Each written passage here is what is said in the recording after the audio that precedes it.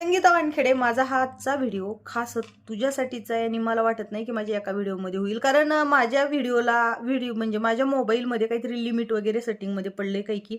कारण हे बघा, गरीबाचा मोबाईल आहे.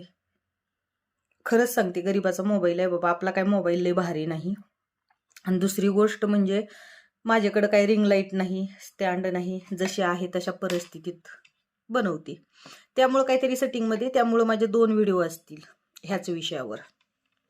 कारण मला ही सुद्धा व्हिडिओ जोडून टाकावे लागलेले आहेत. ही पब्लिकच्या लक्षात येतच असेल. तर तू व्हिडिओमध्ये पुरावे दिलीस, 2 रेकॉर्डिंग ऐकवलीस, काहीच हरकत नाही. पण ती रेकॉर्डिंग एकही कामाची तू ऐकवलेली नाहीस. एकाही रेकॉर्डिंगमध्ये असे काहीच महत्वाचे पुरावे नाहीत की तू जी समाजाला दिले म्हणतीस. कारण असंही होऊ शकतं की त्या व्यक्तीला तू बोलताना, त्या व्यक्तीला तू जी महत्वाचं बोललीस तेच रेकॉर्डिंग फक्त ऐकवलंस. कारण फक्त तुमचा एकच कॉल झाला असेल असं नाही. पण असो, हे बघ, पहिली गोष्ट, मला तुझ्या पर्सनल लाईफशी काही घेणं देणं नाही, काहीच. कारण एखाद्या बाईनं आपल्याला टार्गेट किंवा एखाद्या बाईनं आपले विचार पटत नाहीत म्हणून बोलली आणि त्या बाईच्या चारित्र्यावर डाग उडवणं, तिच्या आयुष्याविषयी बोलणं, हे माझ्या रक्तात नाही. पण ती बोलायची वेळ का आणली त्याचं कारण सांगते. तू मला विचारलं ना की माझ्याविषयी एवढा तिरस्कार का आहे, तर तुझ्याविषयी तिरस्कार नाही, तर तुझं जी तोंड आहे, बोलण्याची पद्धत, मला त्याचा तिरस्कार आहे. तुझे जे विचार आहेत, मला त्याचा तिरस्कार आहे.